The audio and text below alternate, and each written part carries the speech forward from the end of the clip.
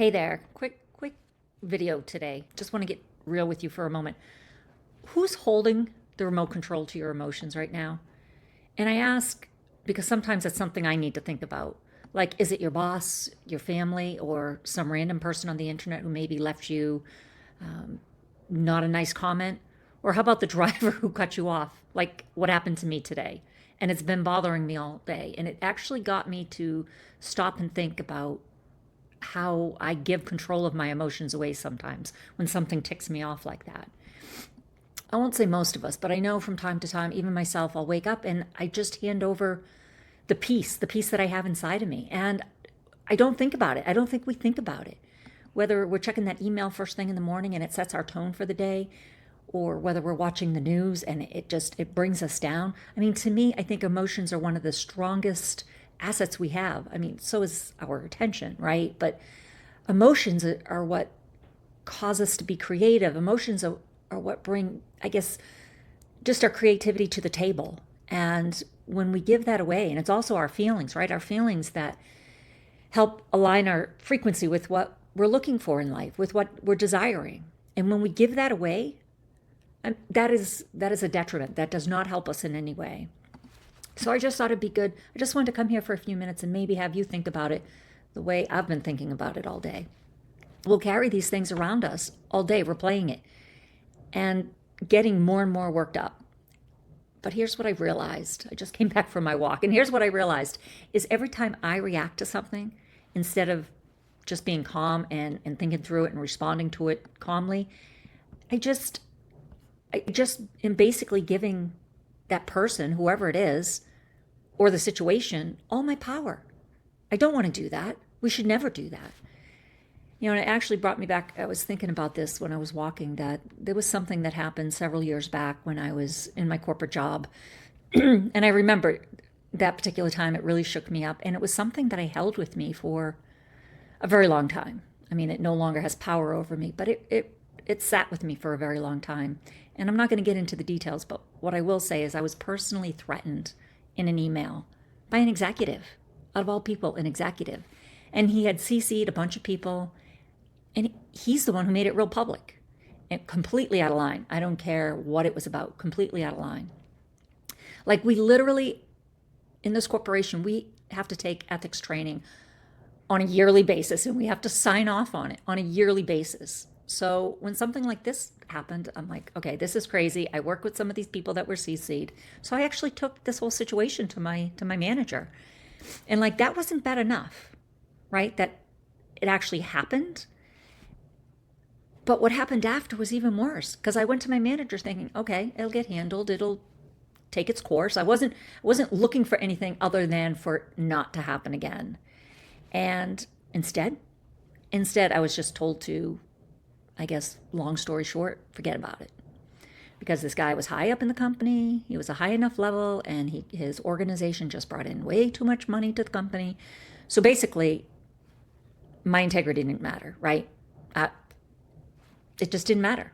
I felt totally invisible. And actually, I'll be honest, back then it really consumed me, and it brought up a lot of feelings that I had worked decades on trying to deal with. It brought up that inner child in me, like I just didn't matter, like I wasn't important. Anything I felt, just it carried no weight. And I remember days, weeks, months, I carried this around with me. And because I was angry, I was really, really angry and hurt. And I just kept replaying it over in my head, which did no good, none at all. Thinking about what I should have did, what I should have done, what I should have said, what I could have done, the whole woulda, shoulda, coulda, right? We've all done that. And I let that situation completely hijack my peace for a long time. And some of these people that were CC'd, I would sit in meetings with. So and I would always have that type of anxiety anytime I did have to go to a meeting where that person or somebody was on that email. But one day, and I don't necessarily remember, but I remember the shift. One day I just said, you know what, Lori, I got to let this go. I took a deep breath, and I just really remember thinking, not everything deserves my energy. Not everything deserves my attention. It's not worth it. My peace of mind is worth so much more than that. And I've already been robbed of a lot. So, and that's when I started what I'll call, I took the remote back on my emotions. And I'll be honest, I usually do really, really good about controlling how I feel, never reacting. I never, well, I'm not in the corporate space anymore, but I would never send an email challenging something without sitting on it first for a little while. Never. I would always allow my emotions to take its course before following through on anything. I just know that our creativeness, that force that is within all of us, it's really tied to our attention. Where you put your attention is where your life goes. You've heard that from every single person, every single guru. Whatever you think about is what materializes, right? Everything. Doesn't matter what it is. Everything comes from a thought first, right? This picture behind me, this fireplace, doesn't matter. Comes from a thought first. So we really need to protect our thoughts. We really need to protect our emotions. So by putting all my attention on what that guy did and how unfair it was, and I felt like a victim, or how powerless I felt, that's what actually I kept creating more of. Again, this went on for months, and it really bothered me. I would get anxious about if I had a meeting with anybody that was on the email. So it really consumed me. But if I could have just paused, even just for a second, and pulled up everything I'd learned. This is where I say I always try and do the right thing every day, but I don't always get it right. And if I had just chose to put my energy somewhere else instead of the event that happened.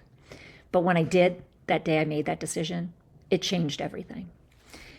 And here's what I've learned. Sometimes the people who push our buttons the most or the hardest, they're actually some of our greatest teachers in life. And I have said this oodles of time about my parents. I've talked about the traumatic childhood I had.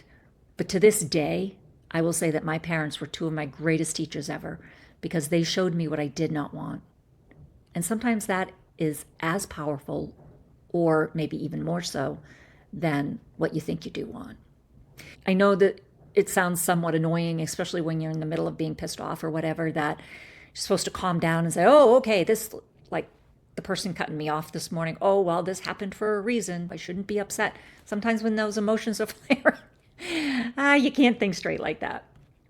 But I try. So that's my message to you. When someone triggers you, it's usually because they're poking at something that's already inside you, that's already there. Maybe some old wound, some belief you're carrying around, some part of you that still feels small or unworthy, or just scarred from your past.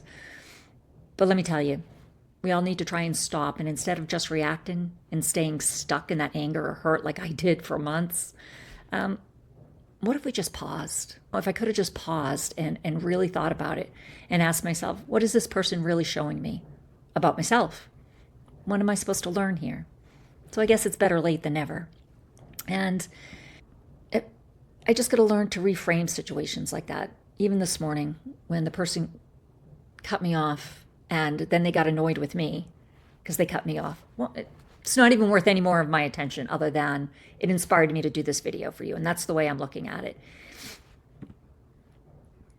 Going back to my parents for a minute. Again, being two of my greatest teachers, they taught me resilience. They taught me how to find my own strength. No one else gives it to you. Everything you need is really inside you, and I've said that before. So now, that doesn't mean that, the guy this morning or the exec who sent that email, I'm not giving them a pass, and I'm not saying it's okay. It does not mean that. It just means I am not giving them my piece. I'm not going to hand my piece. It means more to me. So I'm going to take the lesson, and I'm going to leave the rest. So when something triggers you, and it will, we've all been there, because I think sometimes life is just designed to poke the bear. Here's what I want you to try. Just pause. I want you to think of this video the next time somebody really pokes you and really triggers you. Think of this video and pause and just stop for a second. You can tell me to take a hike if you want, but maybe it'll also help you. Don't text somebody back. Don't fire off that email. Don't spiral. Just pause. Maybe notice what's happening in your body. Where do you feel it the most? Is it a tight chest? Is it just like your eyes are bulging out of your head? Yeah, clenched jaw? I always say the body keeps the score. So wherever you're feeling that tension, that frustration, your body will let you know. But name what you're feeling. Don't judge it. Just name it, right? I feel disrespected. I feel scared. I feel really angry. Because once you name it, first of all, you can work with it. But even bigger than that, once you can name something and you can ask yourself, what is this lesson supposed to be teaching me? Then that person or that event or whatever it is sort of loses its power. It has no more power over you. And maybe you're just supposed to see where it pushed you to a certain boundary. Maybe it's showing you where you gave your power away. But just notice it, name it, and ask it. And then the gap in between all of that, in between reacting and responding, that's where your freedom is. So don't let it have its power over you. So the next time, and I'm speaking to Lori here, I'm speaking to myself, next time someone cuts me off in traffic or says something maybe that stings, or life just feels like it's testing me on purpose, I will remind myself again to take a deep breath and ask, do I want to give this my peace? Is it worth my peace? Or do I want to see what maybe it's going to teach me? Maybe I can laugh next time. Because either way, whatever choice you make, the only difference is whether you're doing it consciously or not. Taking back the remote of your emotions isn't about being perfect. It's not about never getting triggered. It's just reminding yourself that the peace is yours and how you react is in your control. No one gets to take that from you. No one gets to take it unless you hand it to them. Don't hand it to them. Hold your own remote. Don't let anybody take control of it. I'm just thinking how my husband and I always argue over the remote. Anyways, sorry. But if somebody takes your remote, just stop and take it back. You're allowed to do that. All right, I want to hear from you. Has there ever been something that has triggered you, that maybe it's taking you a while to say, I need to let this go? Or do you never get triggered? Man, what's your secret if that's the case? What is your secret? I'm still working on it. I really am. So if you have suggestions, I am all ears. That's it. And I have my free community, Lori's Soul Circle, that's on School. So this is where I send out newsletters every week, and we're going to meet twice a month. If you're ever interested in getting together with like-minded people, I'd love to have you be part of my community. Real conversations, just working through this stuff together. No fluff, maybe a little fluff, but just honest, always listening. A lot of support. Anyways, links in the description if you want to join. And just know, you are enough just the way you are, folks. And you matter. I love you. And I'll talk to you next time.